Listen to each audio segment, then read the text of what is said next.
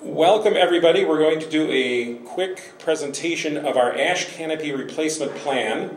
I'm Ralph Sievert and with me is Philip Potgandi, and this is a repeat of the presentations that we gave 6 of last late March, early April at different park board buildings throughout the system to get people aware of what's coming with emerald ash borer. So we'll just kind of go right into our presentation. And we like to start out by talking a little bit about elm trees, because a lot of times people get Dutch elm disease confused with emerald ash borer. They start to make comparisons.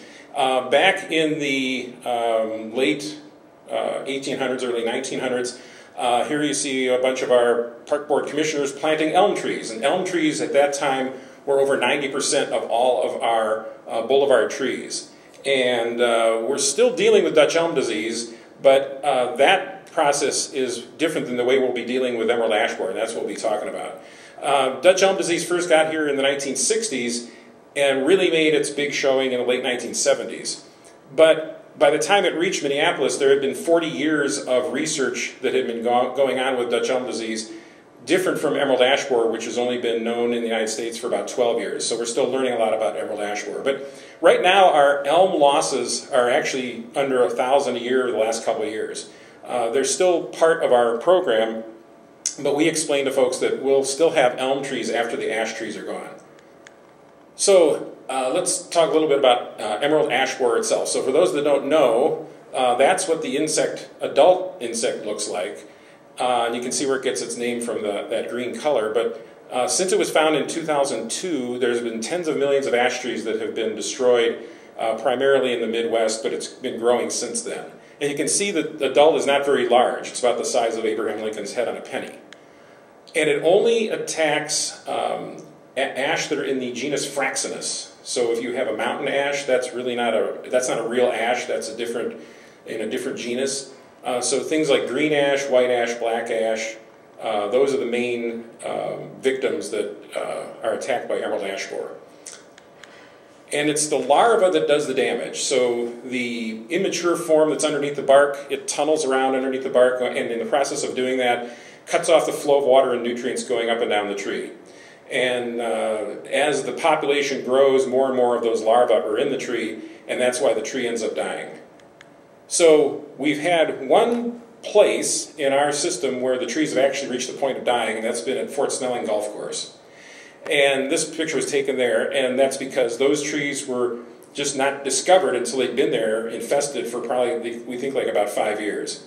So you can get a better idea when you look at this tree where all those galleries or little tunnels are underneath the bark that actually killed the tree. And so as the population keeps getting bigger and bigger, that's what does the tree on large scales. So the first thing is to find emerald ash borer, and it's hard to do because one clue is the little D-shaped exit holes that the adult emerges out of the bark from the bark. But usually those are way up on the top of the tree, and they're pretty small and they're hard to find. So the bigger clue is the woodpecker damage that goes on. So the woodpeckers are actually feeding on the larvae that are under the bark. And so the more plentiful larvae, the more woodpeckers. So some of the trees that were found at Lakewood Cemetery, for example, it was the woodpeckers that were on those trees that were the big giveaway. And it's usually that time of year in the winter, like February, when we have the best chance of seeing that activity going on. And one of the things that has been researched is that as the population goes up, you have more losses. So this little graph kind of indicates that where we are in terms of years after the first EAB infestation, which was in about 2010, eventually, as the population skyrockets up, then you have much more mortality of the trees. And so the idea is to try to start removing trees, and that's what our plan, what we're going to talk about, our plan is doing is we're actually going to be removing trees before that population of the beetle gets so out of control that we have trees dying all over the place. So here's a good example of trees that are infested. This is in Toledo. The picture on the right is of a street, and that's in the summertime where all the ash on that street are dead. The picture on the left, you can see all the suckering branches that come off the trunk. That's the trees kind of stress mechanism where it's trying to overcome that, that infestation of the beetle and stay alive. And the picture on the left I took when I was driving through the area to visit family back in Ohio, and we got off, and it wasn't even hard to find. So in places where the population has really taken off, it's actually an easy pest to find. But we haven't found that, we haven't had that here yet, and that's the ideal thing, because we don't want to wait until the point where we've got trees dying before we actually start dealing with them. So here's how it got started. 2002, in the Detroit-Windsor area, that's where it was first found, but it was believed to have been there maybe 8 to 10 years ahead of that. And as the population grew and no one knew what it was, there wasn't really any kind of control even attempted. So this map was from 2006, and you can get an idea of where the known infestations were in 2006. And in 2008, you can see we've added places like Pennsylvania and West Virginia onto the map.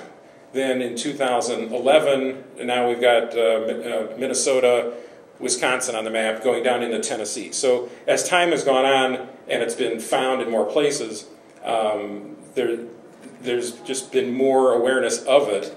And now when you get to 2014, it's all the way out into Colorado. So there was one point where we were the farthest western known infestation, but now all the way up into New England, all the way down into Georgia. So, so the finds are becoming more and more prevalent. And there's all sorts of theories as to how it moves around, and one of them is firewood. When people go camping and they move firewood around. Another one is it can be possibly just hitchhiking a ride on vehicles that move along interstate corridors. So those are all different possibilities as to how it moves around. So for Minnesota, not just Minneapolis, but for the whole state, it's bad news, because we have the second most number of ash trees only to Maine. And those 900 million ash trees are more than both Ohio and Wisconsin combined. And then when you go into the Boundary Waters area where there's lots of black ash, they actually play a role in the Native American culture with basket weaving. So there's a whole different aspect there in terms of what the impact can be, not just aesthetic, but also economical.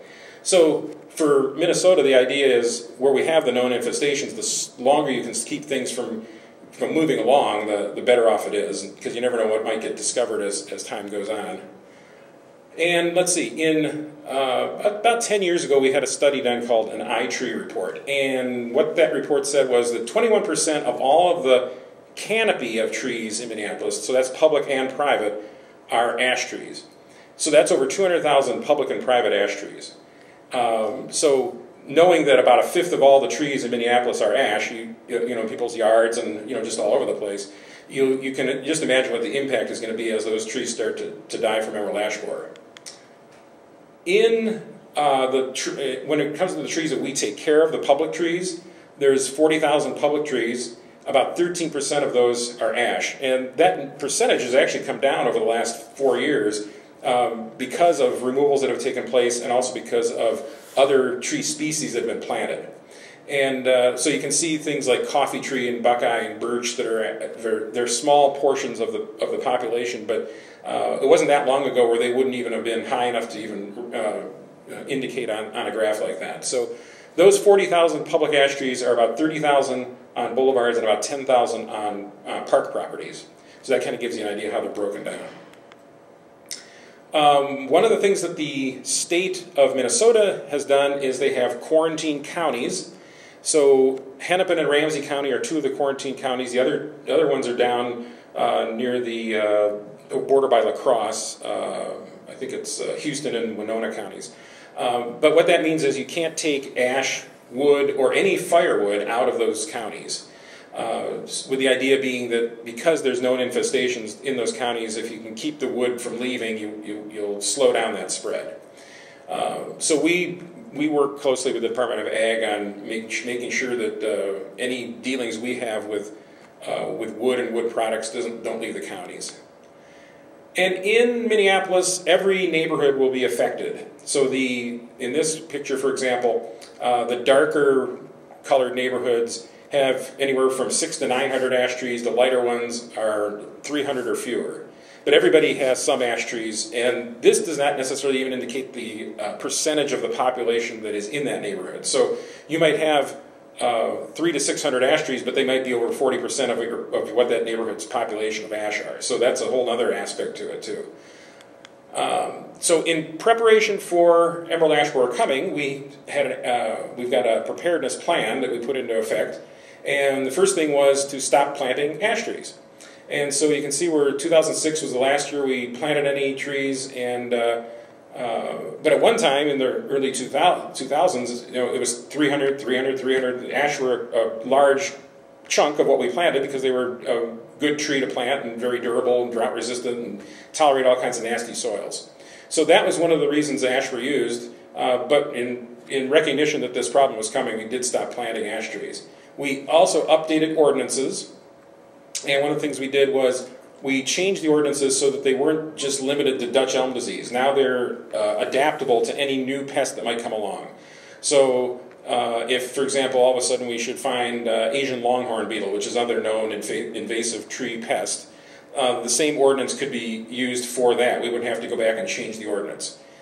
We also said, hey, if you're a city tree service company and you've got a license, that license now also covers applying pesticides to a tree, whereas it used to be just really working on the tree, doing pruning or removals.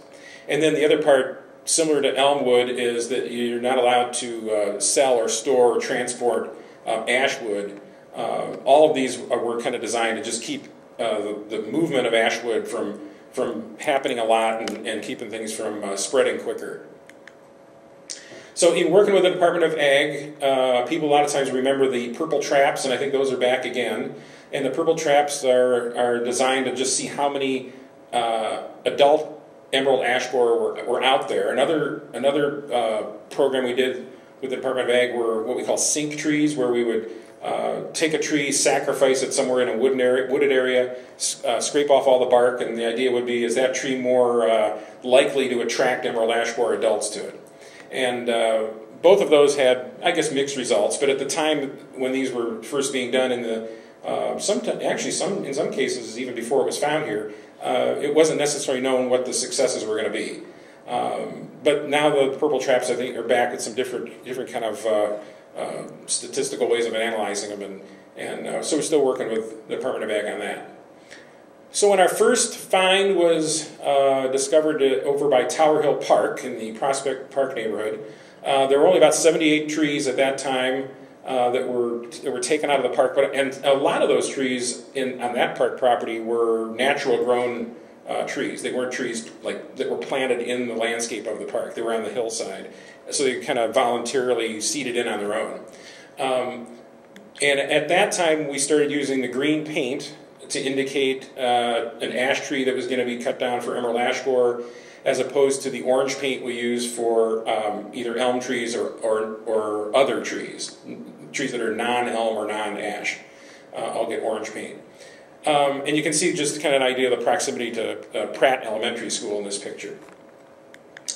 So in 2010, that first find was over there by Tower Hill Park. Then in 2011, these are all the new finds in 2011. This is not adding on to the previous year. So now you can see where we discovered some across the river and a little bit farther beyond that area of Tower Hill Park. 2012, these are the new finds for 2012. You can see there's one that's up in that St. Anthony West neighborhood and a little bit more along the river. 2013, that's where we add in Lakewood Cemetery and Fort Snelling Golf Course, but now we're more in the Como neighborhood and a little bit in the more so in the St. Anthony West neighborhood, but you can also see the Seward neighborhood now has more finds. So these are all new, showing the new finds, and these are the infested trees.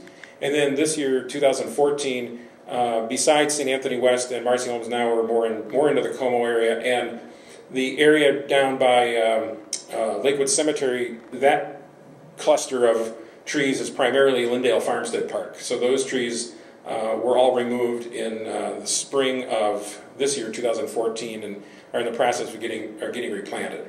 So that kind of gives you an idea of just where the finds have been. But you can see there's certain parts of the city that they haven't been found in yet.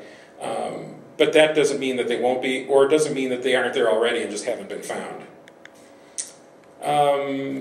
back when the first discovery was found, the Department of Ag made a grant available, and that's one of the things that got us started. And in this case, this is along the side of Van Cleef Park, and these ash trees were all under wires, and the tops were all cut off, and they were kind of gnarly looking. And so we thought, well, let's start by just actually replacing all those at once. That's contrary to what we're actually going to be doing with our canopy replacement plan, because in some cases, doing it this way is a little bit too shocking for folks. But in this case, because there was really no residence there, and it was there were trees that really were so disfigured that there wasn't a whole lot of objection to it, we started out by actually removing lots of trees all at once. So this was the start of what we call replacing the non-symptomatic trees, the trees that don't have, you don't necessarily even know if there's an emerald ash borer in them, but it's a process of starting to phase out the ash trees. So since 2010, we've removed over 4,700 ash trees. Those can be on boulevards or in parks. In some cases, residents have voluntarily said, I'm happy to swap my boulevard ash tree to get another tree planted right away. In some cases, there's trees that we looked for that were defective or declining in some way, and there was a problem with the tree. It might have a big trunk scar on the, or for example, those trees that are under wires. So we tried to initially, before we had the plan that you're going to hear more about, we were just really trying to get some ash trees out of the system. And people often ask, where does the wood go? Most of the wood goes to our processing site that is over by Fort Snelling, near the golf course and across from the Neiman Athletic Field complex. And most of the wood is ground into wood chips, and there's a company called Coda Energy that leases the property for that purpose, and they have a contractor that does the work, and then when the chips are ground small enough, they're trucked over to Shakopee and they're used at an energy plant. But they're in compliance with the Department of Agriculture by grinding them twice so that the chips are small enough, which destroys the larva's ability to survive in the chip. So that's part of that quarantine compliance agreement that has to be met. But some of the wood is used for wood products. So, for example, these were the trees at Fort Snelling Golf Course, and if you see the little blue dot there, those were the trees that were marked by Wood from the Hood, which is a local company in Minneapolis. And then what we would do is we would just set those logs aside, and then they would take those logs and pay us money for them, and then use them to make into things like flooring or cribbage boards or picture frames, that sort of thing. And then their kind of interesting, let's call it a sales technique, is that they link that to the area or the zip code that the tree came from. So these boards, for example, came from Hiawatha Golf Course, and it was in November. You can see November 13th is when they were reclaimed from the golf course, and then in February of 2014 is when they were cut into the boards. So not all the wood becomes wood chips. Some of it does become products like this. Okay, so I'm going to turn it over here to Philip, and he's going to take over the part about outreach and the plan. Hello, everyone. Thank you for your interest in the Minneapolis urban forest. So once we realized emerald ash borer was in Minneapolis, one of the first things we did was we put out some of our outreach materials, and what you see here, if you pay bills in the city of Minneapolis, your utility bill, we made a utility bill insert that just let people know what emerald ash borer is, it impacts ash trees, etc. And one of the things for people that maybe don't get utility bills, or another way of letting people know about emerald ash borer, was to put these ribbons on ash trees around Minneapolis in parks and on boulevards. So you'll see us here putting those out. Maybe you've seen those around town. And this, again, is just another form of letting people know these are ash trees. They're emerald ash borer will likely kill these trees. So just letting people know that there's change happening in the urban forest. We also put these ribbons up at the open streets events. So this is Lindale down in South Minneapolis and you see people on their bikes and skateboards, and if you look closely you can see the little green ribbons. So we're trying to find locations where we're likely to get a heightened amount of engagement around where ash trees are going to be removed and replaced. We also changed our website to add information about emerald ash borer and the canopy replacement plan. On the website there's also images that are maps showing locations where ash trees are across the city. You can see the little green dots on this map showing where street trees are that are ash trees, so people can think about where, if they live near ash trees or work near them. We also added to our website a form so that if somebody wanted to volunteer a tree that is near their house to be replaced, that they could sign up to have that tree replaced, and we'll come in and plant the new tree, and they'll volunteer to water it with 20 gallons of water every week. We also worked with the Minnesota Department of Agriculture and to monitor how this pest is spreading and where it's spreading, and really to make sure we have a good sense of where it is in the forest. And so one of the methods we use for that is with the Minnesota Department of Agriculture does branch sampling.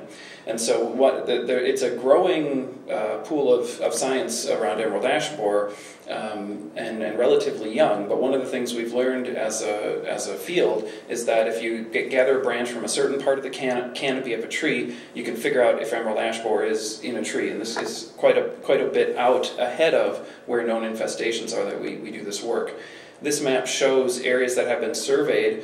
Some of it is with the branch sampling, and you'll kind of notice that this map does overlay with the previous map that has locations where we had infestations. So where there's more of that sort of pink-purple color, we did more intensive looking to find out how far that infestation was. And then there's all these other little scattered dots across the map. And that's a random selection of points that actually went out much, you can see them out beyond the border of Minneapolis, where a point was randomly located, and then we used, with the Minnesota Department of Agriculture, a visual survey to look for, that point is dropped 100 meters out from that. Every ash tree is looked at with a visual survey to find out, is there woodpecker damage that might tip us off to think that emerald ash borer is in that tree. We also worked with the Department of Ag with their release of the stingless wasps. So this is a strategy that in areas that are more wild, natural grown trees, in natural areas where you're managing the forest as a whole versus individual trees, is this something that can help slow the spread of emerald ash borer? So that's an ongoing area of research. We also worked with them to put temperature monitors in trees to try to figure out, we recently had the polar vortex, and is how cold can emerald ash borer handle? And we worked with the researchers at the Department of Ag and the U.S. Forest Service to figure that out. And the brief summary of that is, well, the cold we got this winter may have reduced the population a little bit, but not to the point where there were any recommendations of changing current management plans are being had. So it's still likely that we'll get the exponential death curve and eventually will be overtaken by emerald ash borers, at least the ash trees will be. So how did we get to this point where we have an ash canopy replacement plan in Minneapolis? There were multiple steps that got us to the point of having a very firm plan. And one of the first steps was a city resolution very early on in the process, and Ralph will actually talk a little bit more about the specifics of that resolution. It has to do with recommendations around pesticide use. We also went to multiple neighborhood meetings around the city to discuss with people about, what are they thinking about trees, what are in people's minds, and what type of feedback might we gather from that. We also work with, this is a picture of the Minneapolis Tree Advisory Commission, and they represent citizens in Minneapolis and from interested and partner tree groups, and had multiple discussions to come up with, what direction do we want to go with the urban forest in Minneapolis. And of course, also input from our elected officials. So, how will the plan work? So as Ralph mentioned, we have 40,000 public ash trees in Minneapolis, and the plan will be set over the next 8 years. So that gives us 5,000 trees a year to work with replacing. So the plan kind of worked in reverse, where we tried to think about what is our capacity for replacing, removing, getting rid of the stump, and then replanting a tree. And we figured that with enough resources, we could do about 5,000 trees a year. So we built that up to figure out that we could do 40,000 trees in an 8-year time span. And to fund that, it took a $1.2 million levy, which was passed back in December, and which we're now working with. And to get a sense of how much of your tax dollars go to that, so for every one tax dollar, 4/10 of a penny is going to contribute to replacing the ash canopy of the public trees across Minneapolis. So we're thinking about this at multiple scales. You've got the whole urban forest, and then you have the public trees in Minneapolis that are part of the urban forest. And so we're thinking about it at that large scale, and then also thinking about it at the neighborhood scale. So here's an image like the neighborhood maps that are available online for where the ash trees are in a given neighborhood. And you see the orange dots across, and it's on multiple blocks in this example neighborhood. You also see a park with a scattered amount of ash trees in that park. So let's look right down to the block scale. So you got this big city scale, you've got a neighborhood scale, and now let's also think about it down at the block scale. And these are the different scales that we're thinking about it and implementing the plan. So here in the first year of the plan, in this sample, it's just a typical ash-lined block. Fortunately, not all blocks in Minneapolis are lined with ash trees, but the ones that are have quite a few ash trees typically. And so this is a block that has 25 ash trees. And so in the first year of the plan, knowing that we have 8 years to do this replacement work, that you can see that 3 trees are marked with the green X to be replaced. Now you'll notice there's a large green blob on there, and that's an existing elm tree. So a tree that has been there for a long time and is still on the block. And then a couple small trees of a different species. So we stopped planting ash trees multiple years ago, and so as we've done replacements, there are other species. I think in this sample they're bicolor oak.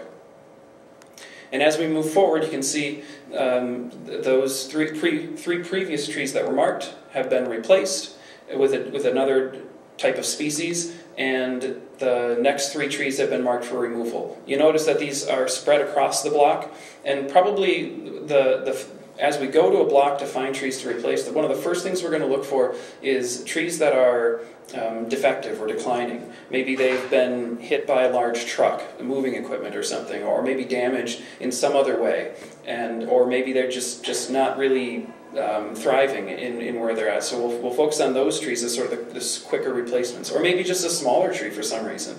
And we know we can get that faster replacement by taking a small tree and planting a new tree than taking a larger tree in as one of the first replacements. But there we go, 3 more trees marked for removal, and then we come back the following spring and plant the new trees. 3 more trees are marked for removal, continuing to spread it across the block. At some point, we'll get to the point where it's likely that the trees left are going to be of similar condition. And instead of trying to find the ones that are a little less, more declining or of worse condition, they'll all be of the same condition, and we'll just spread it across the block to make sure that this is getting felt at all levels and not too hard at any one even area of the block. And then it just keeps going year after year, where the new trees, you can see in this sample that the trees tend to grow. So this must be a very well engaged block, and people are out there watering their trees and reminding their neighbors that, hey, it hasn't rained, we've got less than an inch of rain in the past week, we better get out there with our hoses and add 20 gallons of water to the trees. So by the end of the plan, you'll notice we have a diverse mix of species across a block. If you walk out of your house and you're on the block, you'll see more than one species. Now in this sample, just for the sake of getting a lot of different sample species on there, there's a lot of different types on this map. We're making sure we're at least having 2 different species on a block, maybe 3 or 4, but we're not necessarily going to plant a different species every year.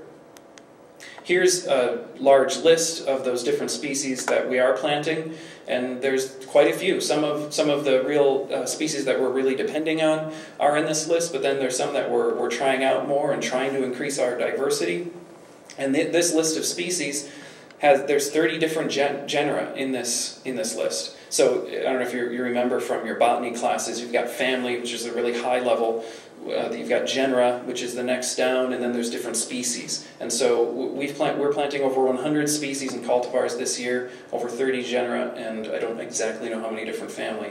But it's important to have trees from multiple different, that are of diversity, so that if any one pest comes in, if you remember, emerald ash borer only impacts one genus, which is Fraxinus. So the goal of having multiple species is important so that one pest doesn't devastate either the forest, a neighborhood, or even a block.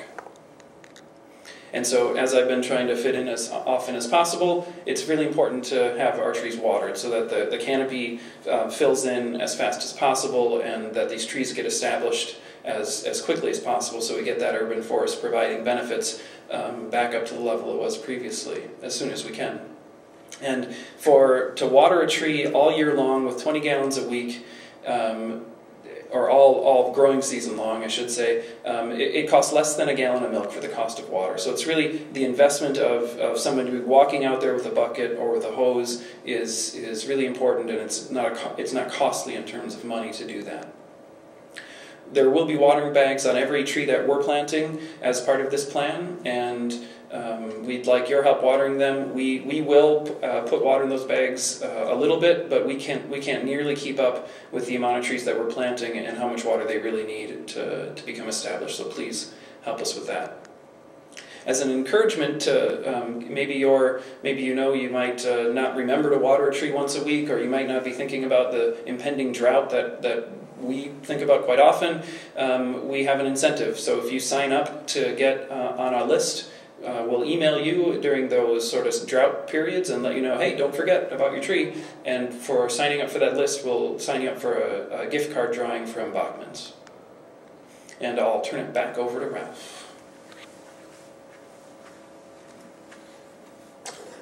Okay, a lot of times we get asked about treating public ash trees, if property owners can do that. And property owners have been treating elm trees for decades, and so what we did was we just adapted those procedures and rules to allow for treating of ash trees.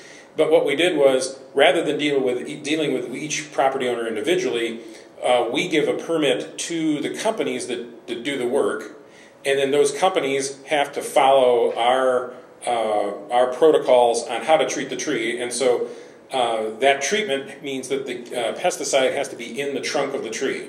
There's other ways to treat the tree through the soil, but in the process of doing that, you have a lot of concern as to where the chemical is going to go when it's in the soil, even though a lot of it is absorbed by the root system.